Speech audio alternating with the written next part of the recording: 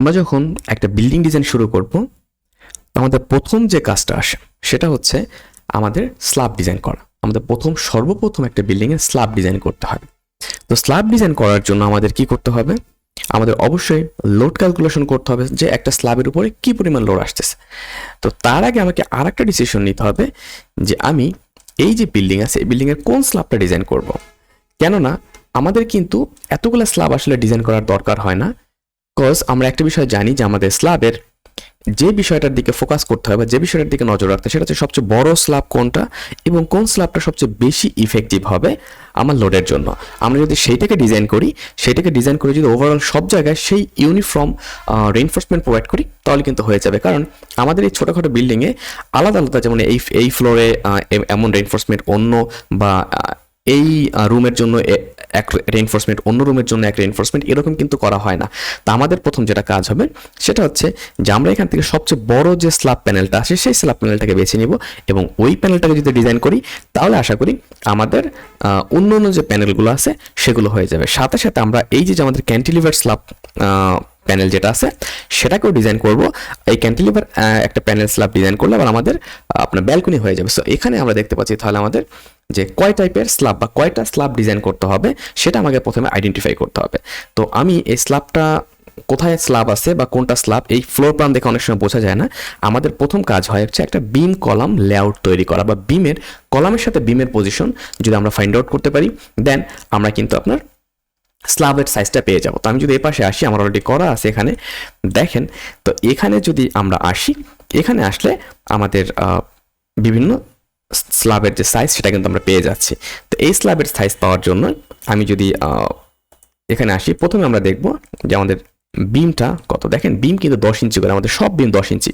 তো 10 ইঞ্চি যদি বিম হয়, আমি আমাদের স্ল্যাবের সাইজ হয় বিমের সাপোর্ট থেকে, মানে বিমের ফেস থেকে বিমের ফেস পর্যন্ত। তো আমরা যদি এখান থেকে ভাবে দেখি যে আমাদের সাইজ কত, কোনটা কত, তাহলে আমরা একটা আইডিয়া পেয়ে যাবো যে আমরা কোন স্ল্যাবটা নিয়ে কাজ করতে পারি বা আমরা কয়টা স্ল্যাব নিয়ে কাজ করব। সেটা তার একটা বিষয় কিন্তু এখানে রয়ে গেছে যে আমরা কয়টা স্ল্যাব ডিজাইন করব। তো আমাকে আইডেন্টিফাই করতে হবে যে আমরা কয়টা স্ল্যাব ডিজাইন করব। সেটার আগে আমি ডিসটেন্সটা একটু নিয়ে নিব।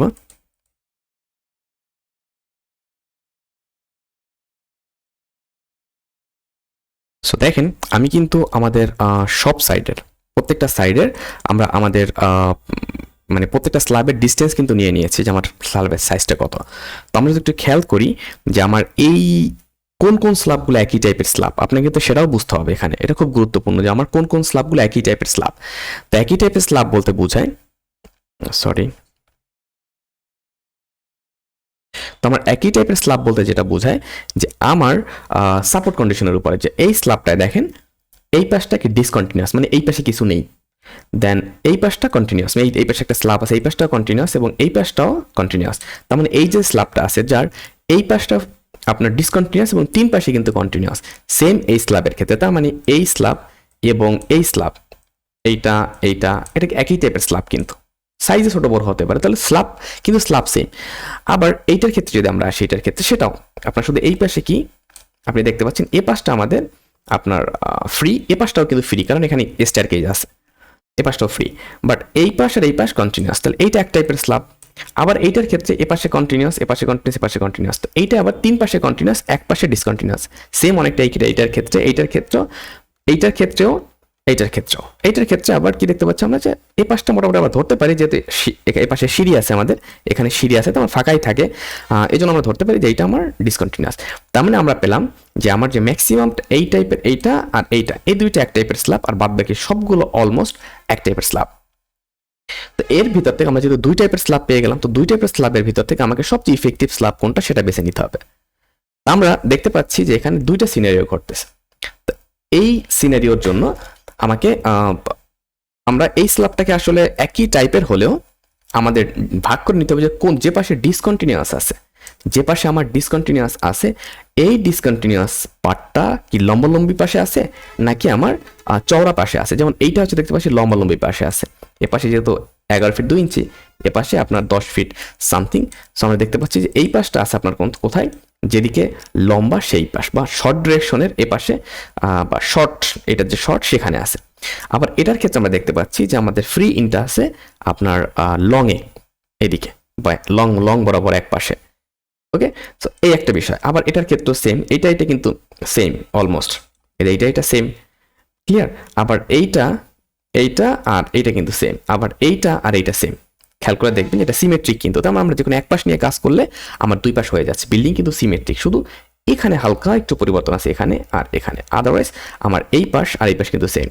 তা আমি এই যে আমাদের 4টা স্ল্যাব আছে এই পাশে, 4টা স্ল্যাবের কে নিয়ে কাজ করব, তা আমি এটাকে চেক দিয়ে দেখবো একবার ডিজাইন করার জন্য, এটাকে নিয়ে একবার চেক দিয়ে দেখবো, এটাকে নিয়ে চেক দিতে এটাকে নিয়ে চেক দিয়ে দেখবো যে আমার কোনটা সবচেয়ে বেশি ইফেক্টিভ, সেইটাকে ধরে আমরা ওভারঅল ডিজাইন করে দিব।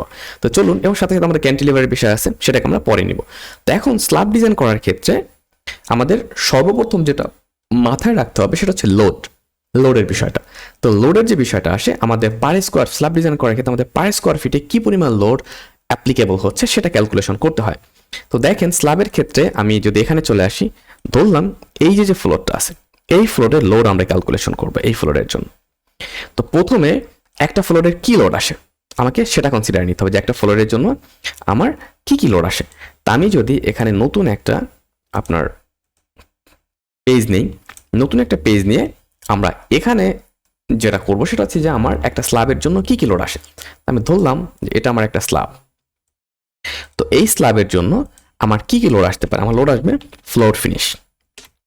প্রথমে স্ল্যাবের উপর আসবে ফ্লোর ফিনিশ, দ্যাট মিনস আমরা টাইলস করার পরে যে আপনার লোডটা আসে সেইটা।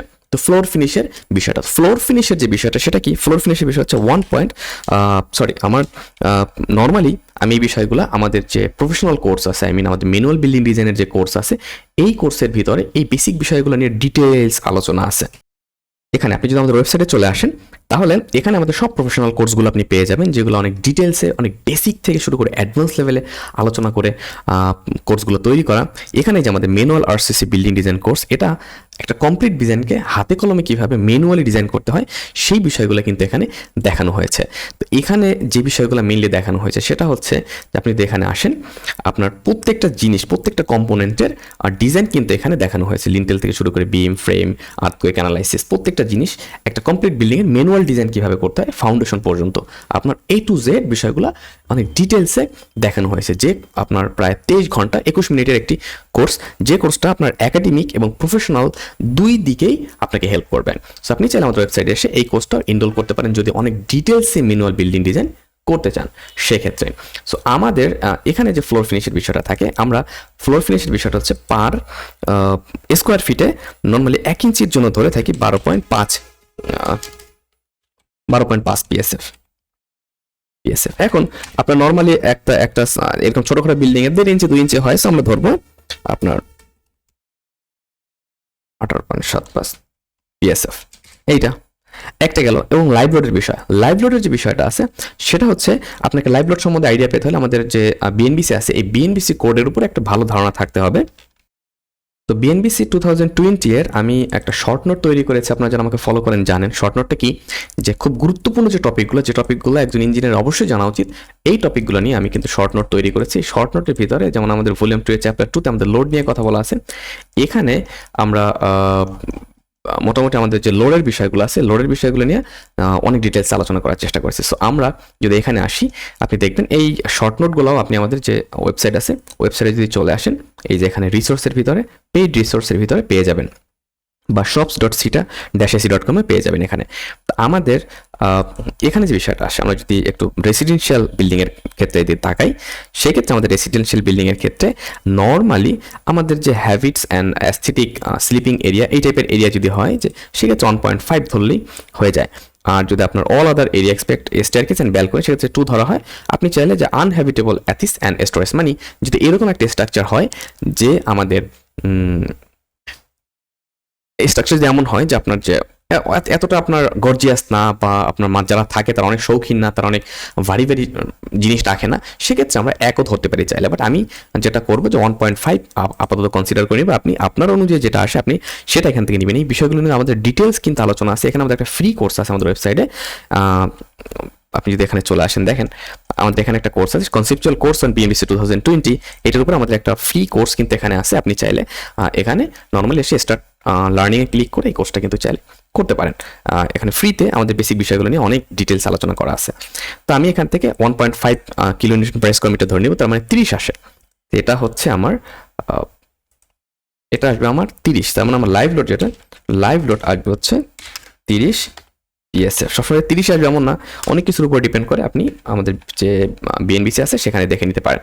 তো আমাদের এটা আসলো, এরপর আর কি লোড থাকে, আমাদের ফ্লোর ফিনিশ গেল, লাইভ লোড গেল একটা স্ল্যাবের, ফ্লোর ফিনিশ আর লাইভ লোডের পরে আর একটা যেটা থাকে সেটা হচ্ছে আমাদের এই যে বিল্ডিং বা এই যে আমরা বিল্ডিং ডিজাইন করতেছি, এই বিল্ডিং এর পার্টিশন ওয়ালের যে লোডটা থাকে সেইটা, এর বাইরেও তো পার্টিশন ওয়ালের লোডটা আমাদের ক্যালকুলেশন করতে হবে।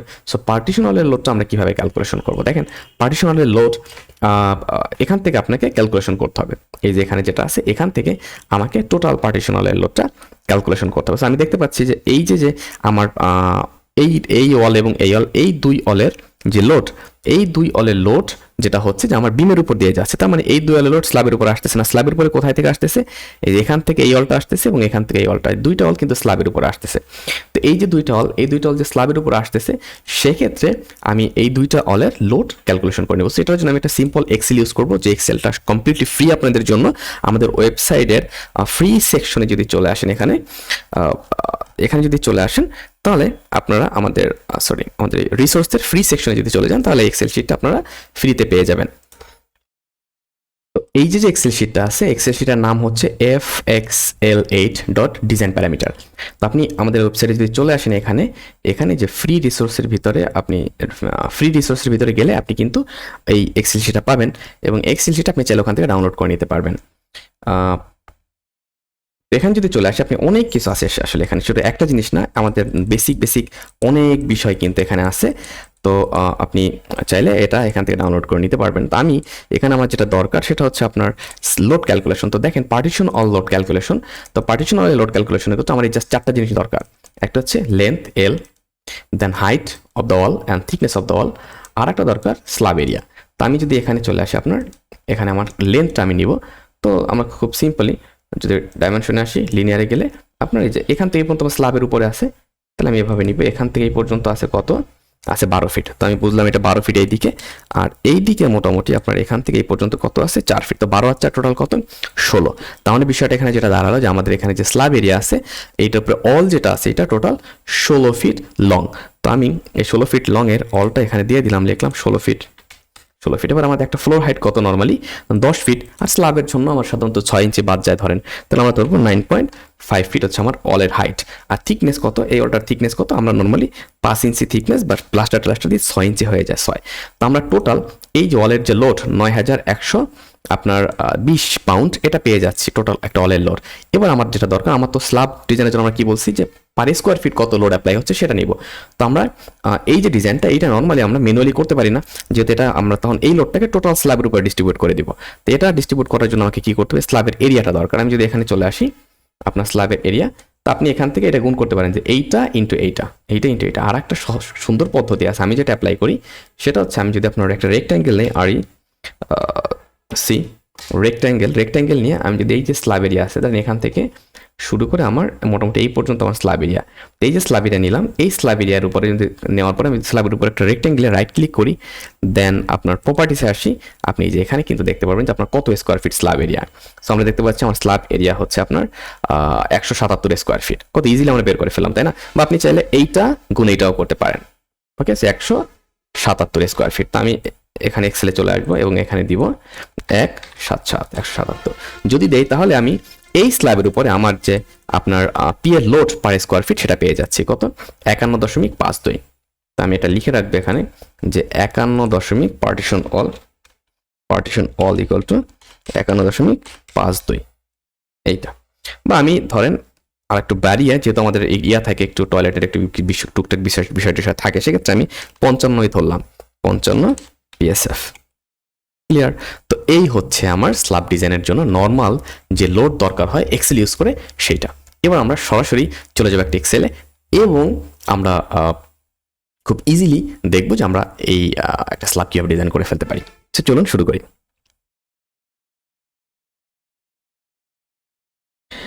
তো আমাদের এজন্য আমি যে এক্সেল শিট ওপেন করব সেটা হচ্ছে